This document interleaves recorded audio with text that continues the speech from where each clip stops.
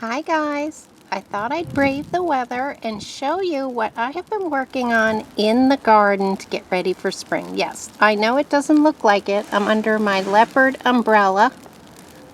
spot umbrella here in a bit of a snow flurry. It's a little bit sleety, but that's okay. I don't mind being outside. In fact, I love to be outside. It doesn't even matter the weather, but I have been very busy. And I have decided this year I'm going to do a lot of container gardening. And I'm doing this because after about 3 years of really trying to prepare my heavy clay garden soil, I still only have a few areas which I can plant in. And I have not had a lot of luck with vegetables. I have the hang of tomatoes and they seem to tolerate the pests in the area, as well as the heavy clay soil, which I do add a lot of amendments to. But what I did was I took my oldest compost bin and I reduced it. I've already added back, but I reduced it by about 3/4, and I used all of that material in containers which I've dotted around the garden, and I'm going to continue to do so as I find more containers. I actually shopped my basement and found several containers I wasn't even using, and I put holes in the bottom and one on the side in case it gets clogged, and I made wonderful growing containers, and they are all mostly 5s. Some of them are 2s, but that is food grade and it's safe to grow in unless it heats up really, really high, which it should not do. And I think that's, over 140 degrees. But this is a new one I've added here. And, it's full of my homemade compost, and I was delighted. I wish I had made a video on it. It was amazing rich soil. This is another one. And I just popped a little euonymus branch in here. Of course, that's not a vegetable. Oh, some snow just slid off the polytunnel. Maybe you heard. But I don't know. It's been in there about 2 or 3 weeks, and so far it's not dead. So I'm wondering if maybe when it warms up, it's going to put out some roots. So that might not be a vegetable container, but that was one of the new containers I made. And I also used some sod in the bottom from my edging project. So that should be a nice container to plant in. Looks like the snow is kicking up. I did add some more terracotta planters over there, but I don't really think that's going to be ideal. I think that the plastic will hold more water in, which is what the vegetables like. But here's a couple of tubs. And guys, over the winter I've been binge watching other people's gardening videos. I imagine you are too, since you can't spend as much time in your garden. But Robbie and Gary Gardening Easy is a wonderful inspirational channel, and she shares a lot of her methods for container gardening. And so she really inspired me because I have a bad back, and heavy lifting is not really a great idea for me.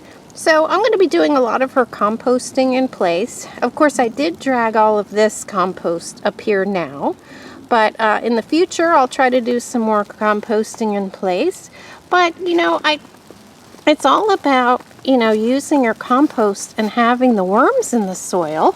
There's more back here, and those worms end up creating worm castings. They eat the debris and then they poop, and all of that poop is very, very rich soil for your vegetables. And vegetables are heavy feeders. So between the composition of the soil, kind of the structure of the soil, and also the need for really nutrient-dense elements in there, I think I'm going to have a lot more luck growing in containers. Now these are some containers that got cracked on the bottom, and they were recycling containers.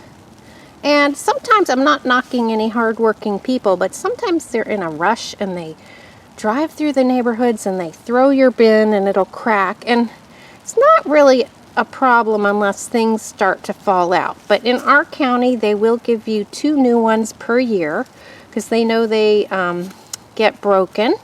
And whenever they start to drop the smaller plastic items, like a bottle cap out of it, and I have to pick up any recycling that drops out all the way down, I just put it aside. And I used to just use it if we had a party, we need an extra recycling container, but I decided they would make perfect tubs, and they're nice and deep. Now, I filled this to the top with compost, and I put a little soil on top, and it's already reduced down a bit, but that's going to be good because it's going to protect the plant from pests as it's growing as a new seedling.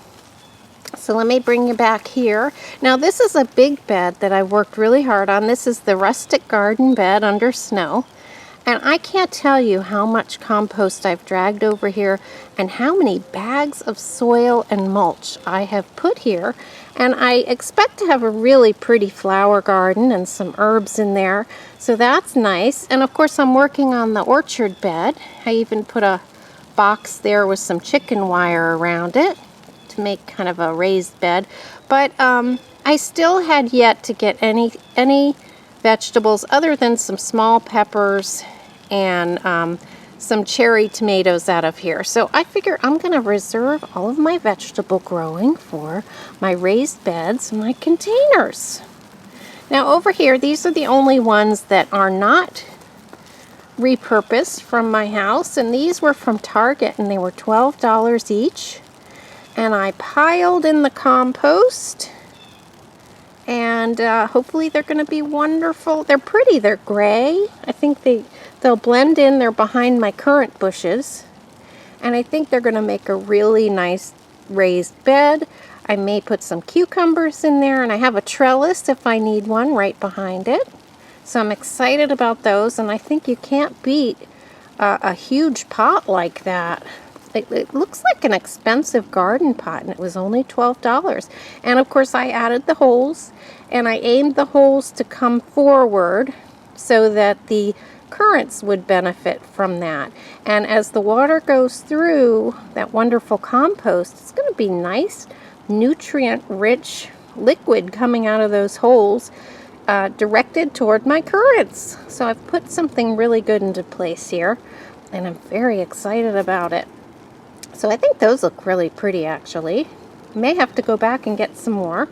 And then as you saw, I did this raised bed, and I intended it for squash and pumpkins.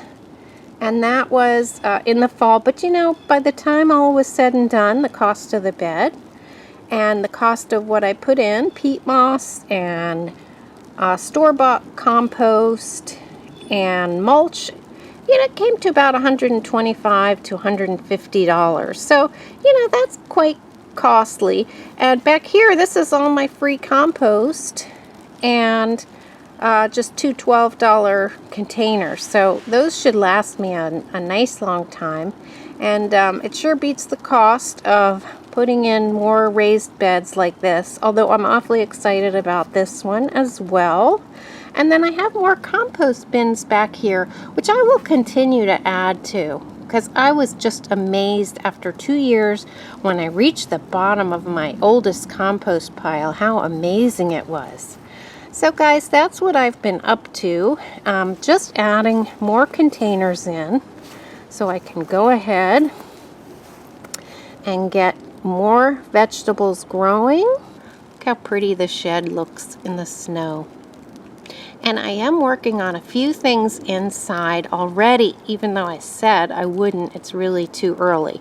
But let me show you what's going on inside.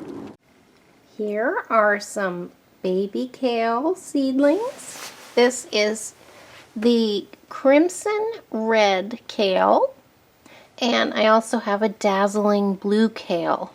So I have 2 types of kale. And that is one of the things that Robbie uses a lot of. She uses a lot of kale leaves in her containers, and the worms love it. So I feel like even if I can't eat all of these kale plants, at least I'll be growing composting material.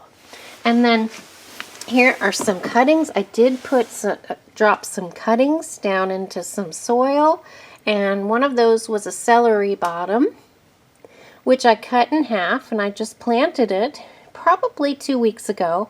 And as you can see, it's already started growing. So I'm hoping I can eke it along until I can plant it outside, and I'll have 2 more established celery plants than if I grew it from seed.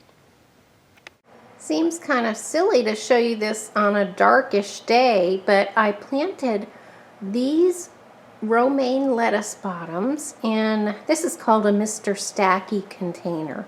And I'm just growing them in here. This was a little peat moss and sand mixed up together, and I popped them in as I made salads over the last couple weeks. And look, they're regenerating some leaves. So I'm going to, again, like my celery, try to keep them alive. I have been running them in and out, believe it or not, even though it's snowing today. It was 60 degrees over the past few days, so I was running them in and out. And so I'm letting them get some sunshine, and hopefully they'll be big enough and strong enough for me to plant out when the danger of frost is over. And over here, this is an experiment. These are the bottoms of onions, and it looks like they're about to sprout. So some of these have 3 sprouts, which means they could possibly turn into 3 onions. But we'll see. But guys, I've been busy. I said I wasn't going to start anything, and look what happened. I just can't help myself. So thanks so much for watching, and I hope you're looking forward to spring as much as I am.